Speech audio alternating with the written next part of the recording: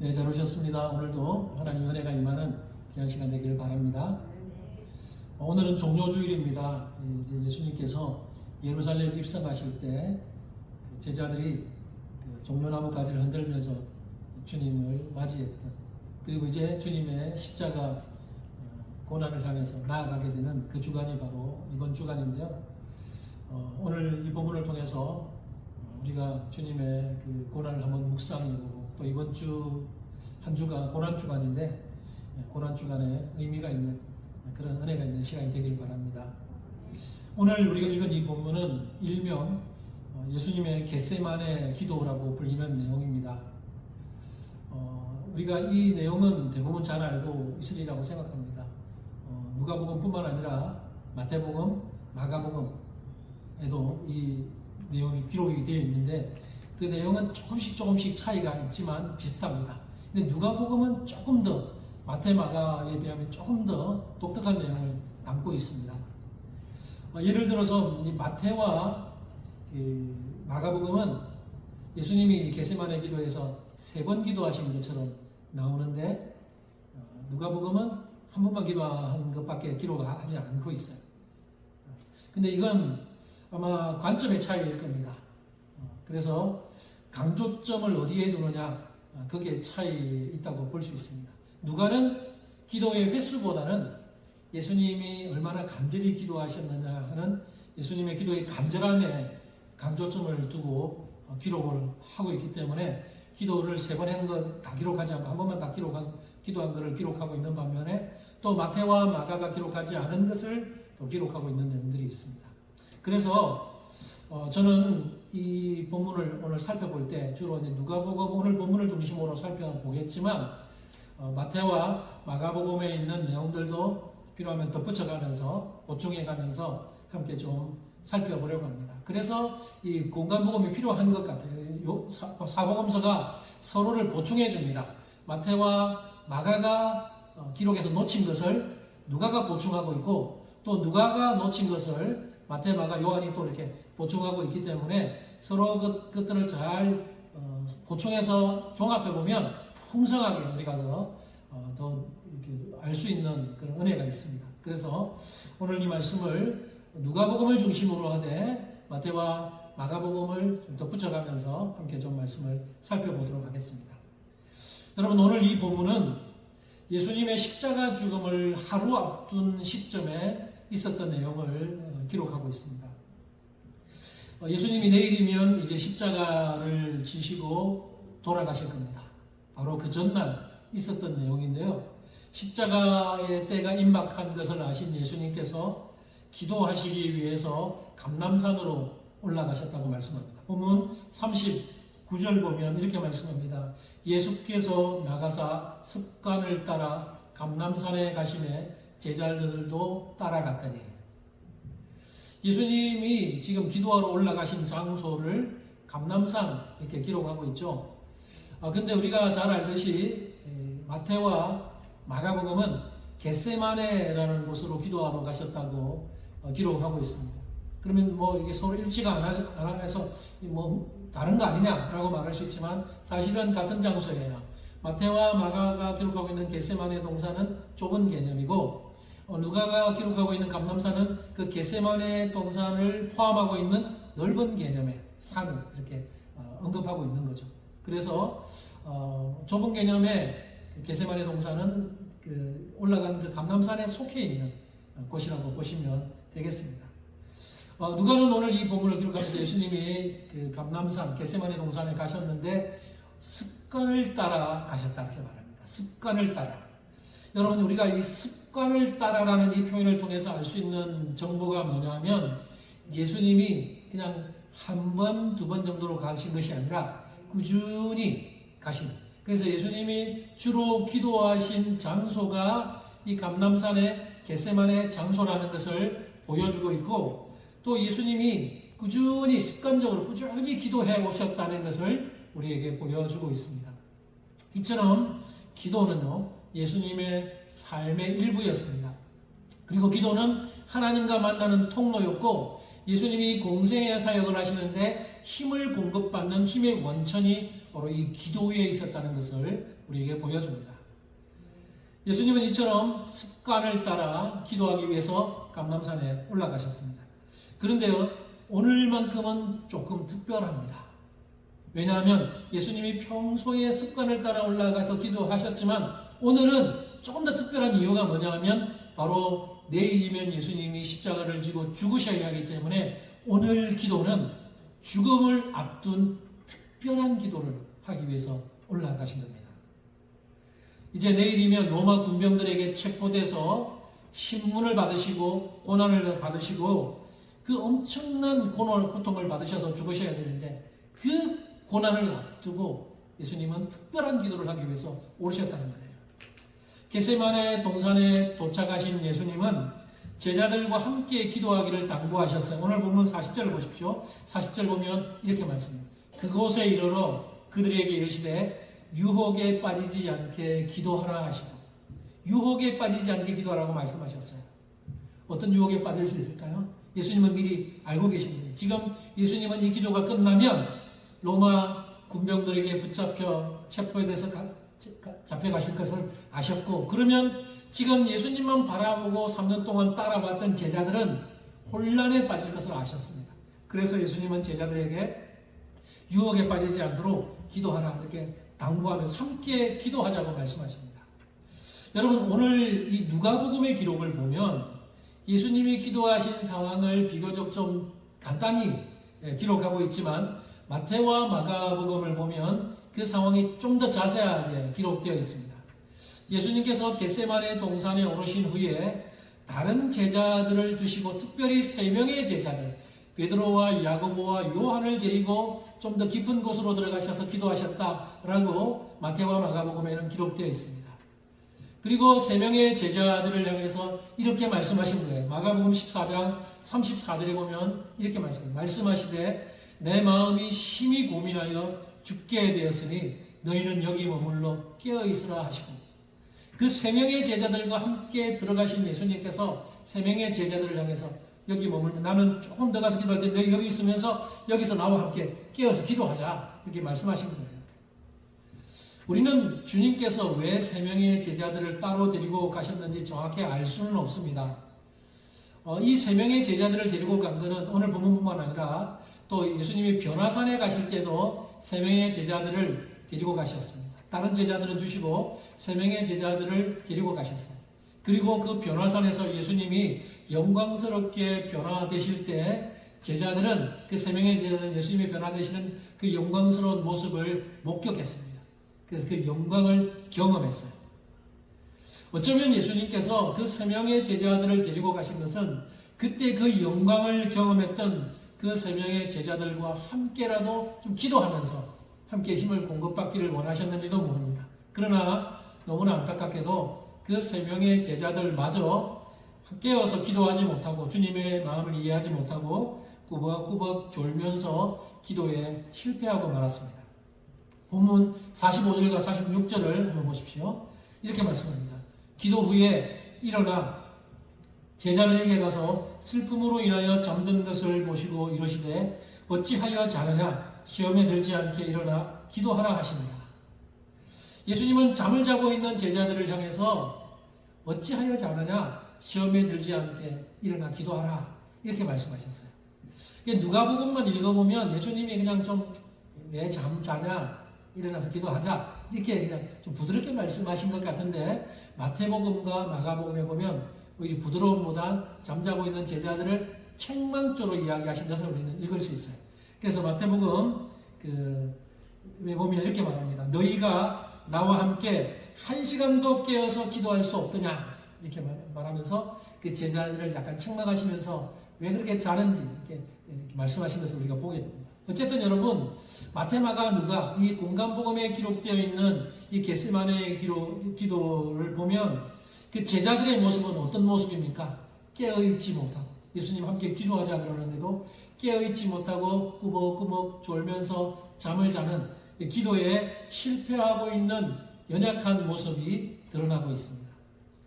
자, 제자들은 이렇게 깨어있지 못하고 졸면서 꾸벅꾸벅 이렇게 잠자고 기도하지 못하는 모습을 보이는 반면에 예수님은 어때요? 예수님의 모습은 어떻습니까? 오늘 보면 41절 보면 예수님의 기도의 모습이 나옵니다. 이렇게 말씀해요. 그들을 떠나 돌 던질 만큼 가서 무릎을 꿇고 기도하여. 예수님은 어떻게 기도하세요? 무릎을 꿇고 간절히 기도하셨습니다. 누가복음은 무릎을 꿇고 기도했다 말하는데 마태와 마가는 조금 더 다른 표현을 쓰고 있습니다. 이렇게 말해요. 마가복음에서는 땅에 엎드려 기도했다. 또 마태복음에서는 얼굴을 땅에 대고 엎드려 기도했다. 이렇게 기록합니다. 그러니까 이 세 복음서를 종합해 보면 예수님이 어떻게 기도하셨어요? 예수님은 무릎을 꿇으시고 얼굴이 땅에 닿을 만큼 이렇게 바짝 엎드려서 그렇게 기도하셨다는 겁니다. 그래서 이제 예수님이 왜 이렇게 기도하십니까? 이건 기도의 겸손함을 보여주는 거예요. 그 당시에 무릎을 꿇는 것, 요즘도 무릎을 꿇는 것도 마찬가지고, 그리고 얼굴을 땅에 대는 것, 이것은요 인간이 취할 수 있는 가장 겸손함의 모습을 보여주는 거예요. 지금 성자 예수님께서 성부 하나님을 향해서 기도하는데 이런 자세로 기도하셨다는 것은 하나님을 향해서 절대적인 복종, 완전한 복종의 의사표현으로서 하나님께 그렇게 기도하고 있는 것입니다. 여러분, 제가 왜 이렇게 이 세 복음서의 종합해서 예수님이 이렇게 기도하시는 모습을 말씀드린 이유가 무엇인지 아십니까? 이렇게 기도하시는 모습을 통해서 주님의 마음이 어떤지를 한번 보라는 겁니다. 예수님이 왜 이렇게 기도하시는지를 보라는 거예요. 지금 여러분에게 제가 예수님의 기도의 그 포즈를 본받으라는 말이 아니에요. 우리도 기도할 때마다 이제는 무조건 무릎을 꿇고 얼굴을 땅에 대고 그렇게 기도하자, 이 의미가 아니에요. 지금 기도의 자세, 기도의 포즈를 본받으라는 말이 아니라 기도의 그 예수님의 마음, 예수님이 얼마나 간절하게 기도하셨는지를 여러분 함께 보라는 것입니다. 그러면 예수님은 왜 이렇게 기도하셨어요? 왜 이렇게 간절하게 기도하셨을까요? 곧 당하게 될 고난 때문일까요? 예수님도 인간의 몸을 입고 오셨기 때문에 그 앞으로 닥칠 십자가의 고난이 두렵지 않았다면 거짓말일 겁니다. 예수님도 인간의 몸을 입고 오셨기 때문에 그 찔리시고 그 당해야 되는 고난 분명히 두려움도 있었을 겁니다. 그러나 그보다 더 큰 두려움, 예수님을 마음을 아프게 했던 것이 뭐냐? 예수님은 내일이면 십자가를 지고 돌아가시면서 하나님으로부터 버림받아야 됩니다. 그 두려움 때문에 예수님은 지금 이렇게 간절하게 기도하는 거예요. 육체의 고통보다 더 두려운 것은 성부 하나님으로부터 버림받게 되는 그 두려움이 더 컸기 때문에 예수님이 이렇게 간절한 마음으로 이런 자세를 취하면서 하나님께 기도하고 있는 겁니다. 누가는 본문 44절에서 예수님이 얼마나 간절하게 기도하셨는지를 밝히기 위해서 한 가지 말씀을 더 덧붙입니다. 우리 44절 같이 한번 읽어볼까요? 읽어보겠습니다. 시작. 예수께서 힘쓰고 애써 더욱 간절히 기도하시니 땅이 땅에 떨어지는 핏방울 같이 되더라.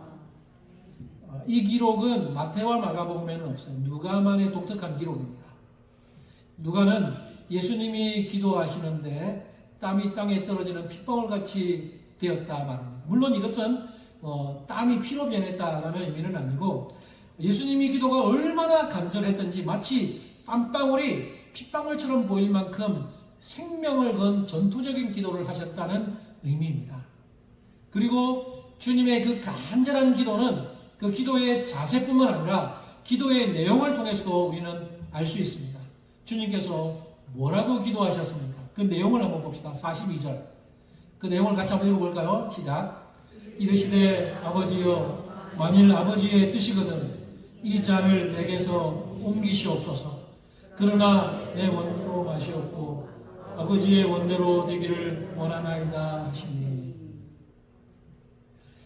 이게 예수님께서 기도하신 내용이에요. 그런데 이 기도의 내용 중에 우리가 좀 주목할 표현은 이 잔을 내게서 옮기시옵소서.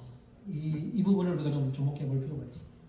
이 잔을 내게서 옮기시옵소서. 여기서 예수님 말하는 이 잔이라고 하는 것은 예수님이 당할 이 고난을 상징합니다. 그러니까 이 잔을 옮겨달라는 것은 하나님 할 수 있으면 이 고난에서 피하게 벗어나게 해 달라는 그런 의미의 기도죠.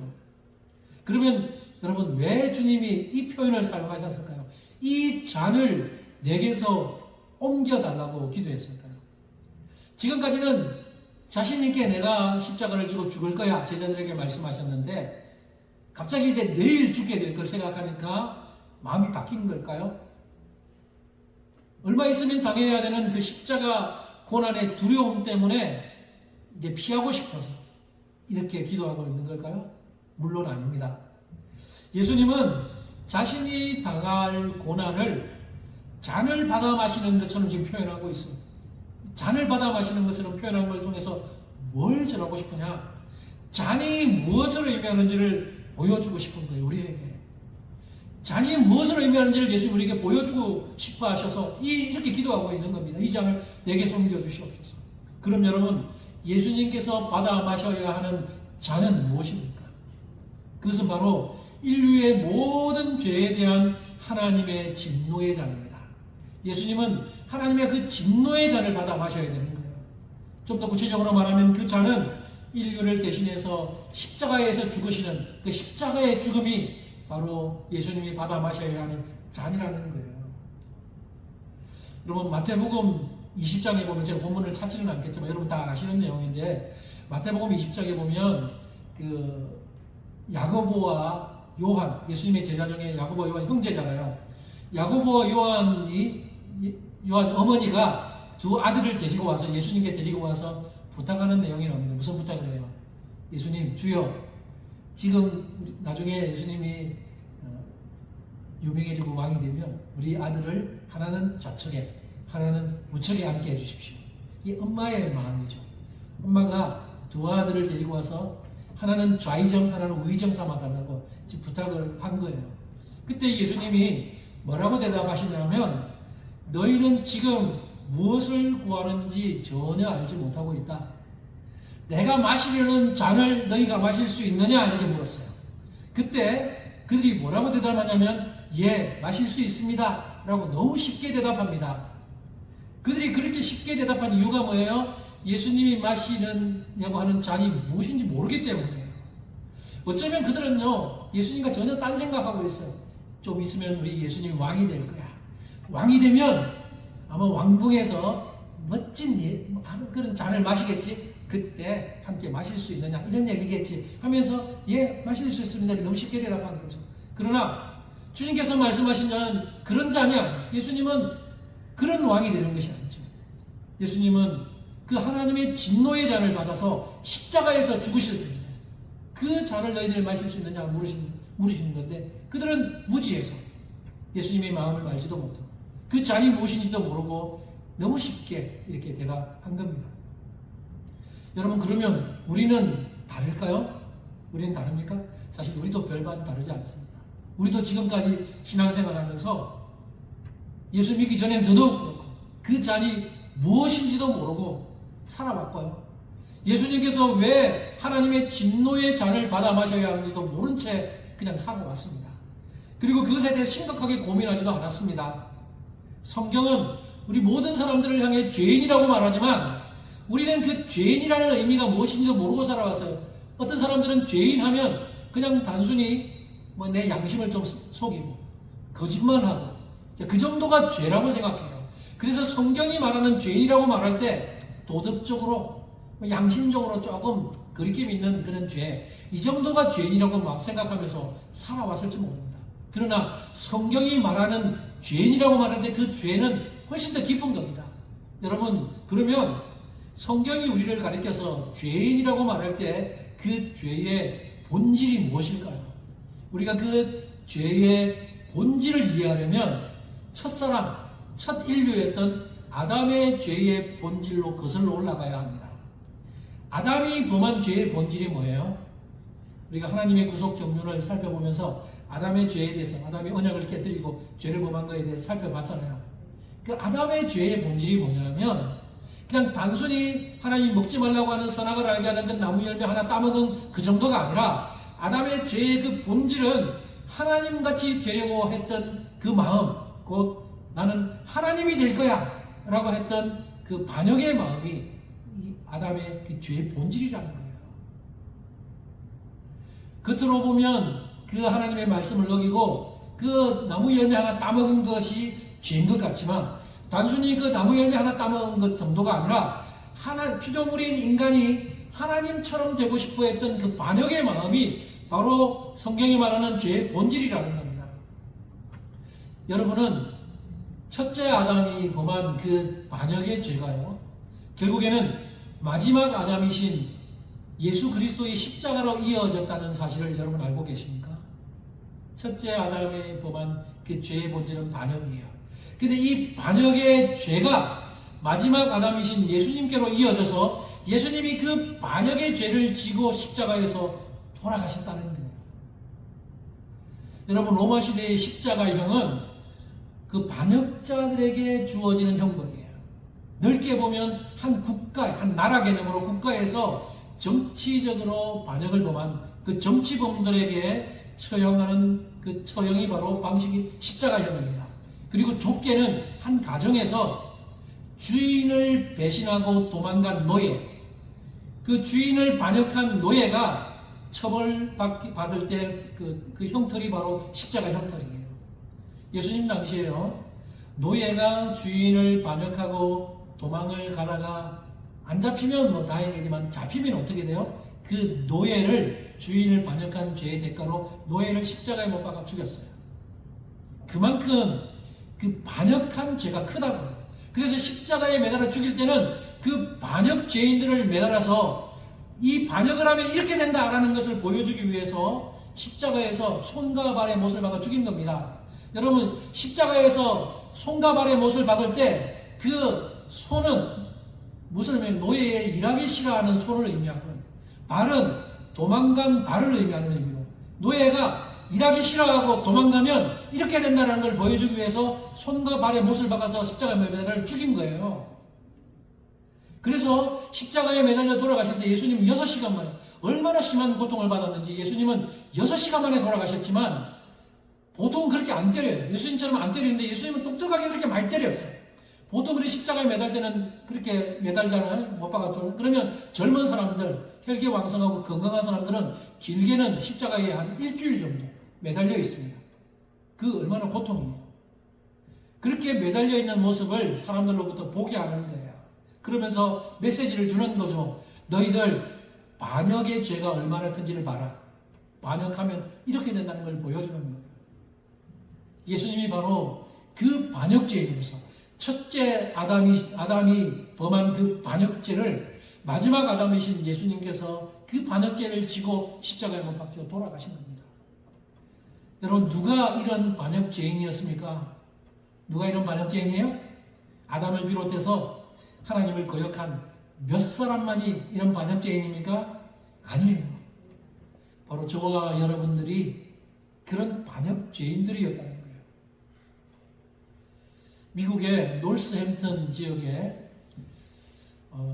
에서 사역을 했던 더 퍼스트 처치라는 교회에서 사역을 했던 조나단 에드워즈라는 목사님이 계십니다. 이 조나단 에드워즈는 여러분 많이 들어보셨을 거예요.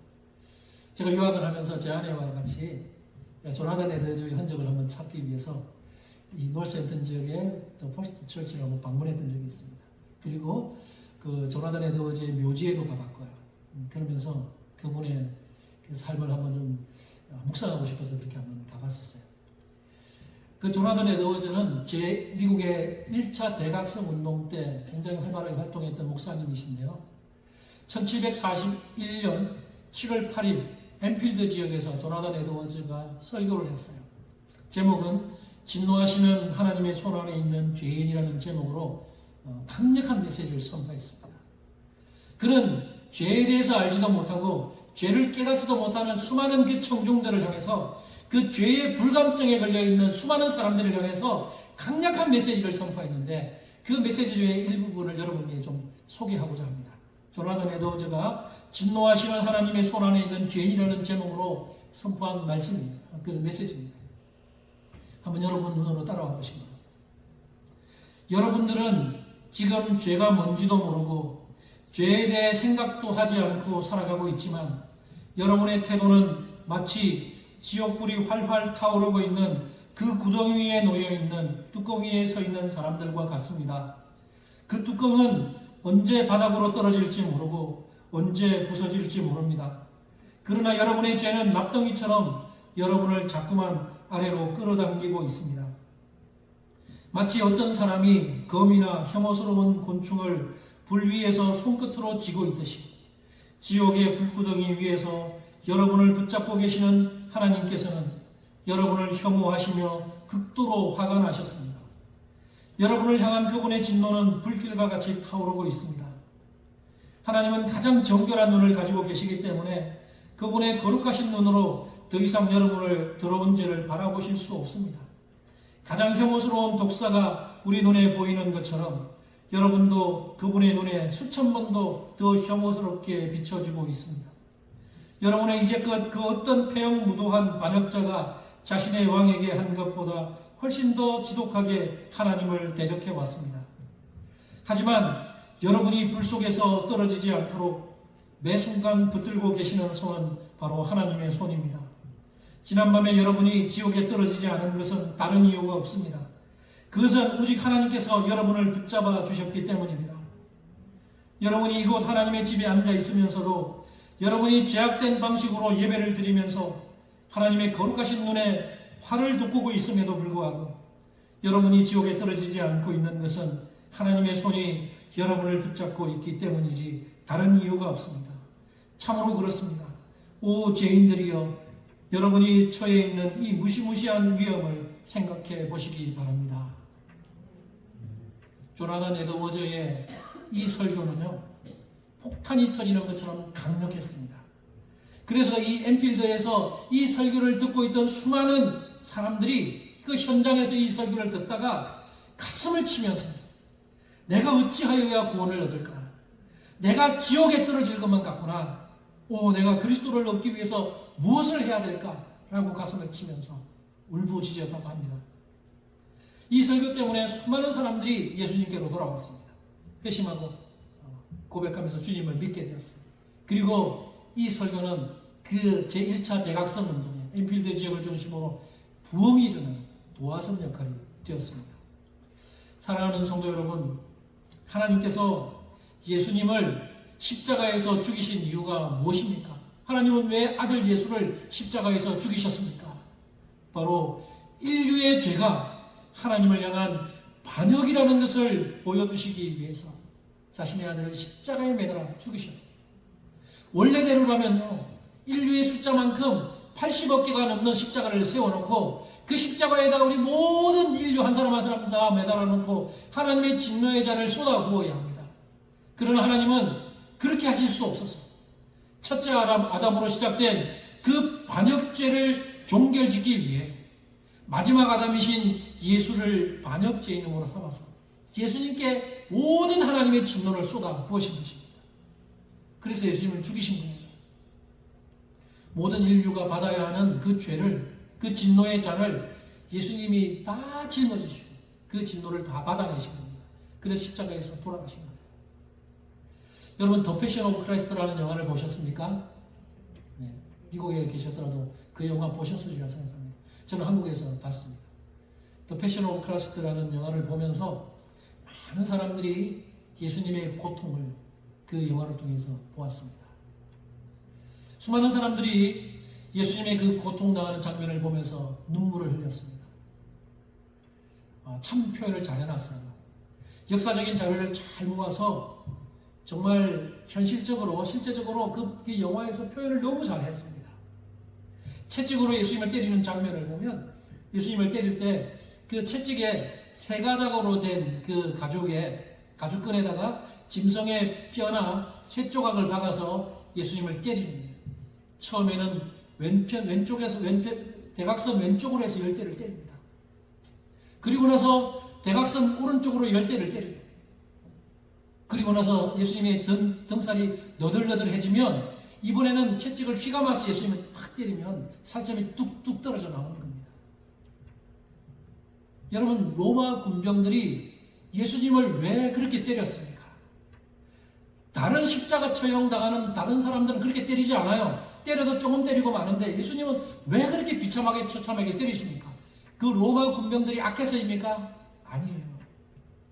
하나님께서 그 장면을 통해서 우리에게 보여주시고자 하는 것이 뭡니까? 바로 우리가 나음을 입기 전에, 우리가 구원받기 이전의 모습이 바로 그렇게 찢겨져 있었고 만신창이가 되어 있다는 것을 보여주기 위해서 예수님을 그렇게 때리신 거예요. 이사야 53장 5절, 예수님에 대해서, 메시아에 대한 예언하는 말씀이 나옵니다. 이렇게 말씀해요. 그가 찔림은 우리의 허물 때문이요, 그가 상함은 우리의 죄악 때문이다. 그가 징계를 받음으로 우리는 평화를 누리고 그가 채찍에 맞음으로 우리는 나음을 받았다. 그가 채찍에 맞음으로 우리가 나음을 받았어요. 예수님이 우리를 대신해서 채찍에 맞으심으로 우리가 나음을 입었는데, 우리가 나음을 입기 전에 상태가 어떠한지를 보여주시기 위해서 예수님을 그렇게 때린 거예요. 살이 너덜너덜 다 찢겨져 나가고 온몸이 피투성이가 되고 그런 처참하게 볼 수 없는 그 지경에 우리가 나음 입기 전에 우리가 바로 그랬다는 것을 예수님의 모습을 통해서 보여주시는 거죠. 그래서 예수님을 그렇게 십자가에 못 박기 전에 그렇게 처참하게 때리신 것입니다. 그러게 여러분, 우리는 예수님이 오늘 겟세마네 동산에 올라가셔서 기도하실 때 할 수만 있으면 이 잔을 내게서 옮겨주십시오 라고 하는 이 기도를 볼 때 여러분, 어리석은 말을 하면 안 됩니다. 어떤 사람은 예수님 왜 이렇게 비겁한 기도를 하시지? 비겁한 기도가 아니에요. 우리에게 이런 걸 보여주기 위해서 잔을 받아 마셔야 되는 것이 그 하나님의 진노의 잔입니다. 우리가 받아야 할 그 진노를 예수님이 대신 받으시는 것을 우리에게 보여주시기 위해서 이렇게 기도하신 것입니다. 그러나 여러분, 주님의 기도는 이것으로 그치지 않습니다. 끝나지 않았어요. 주님의 기도가 왜 위대합니까? 우리 예수님의 기도가 위대한 이유는 그 다음에 이어지는 고백 때문이에요. 이렇게 이야기합니다.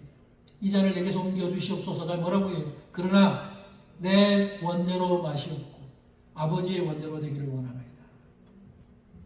예수님의 관심은 자신의 뜻이 아니라 항상 하나님 아버지의 뜻에 있습니다.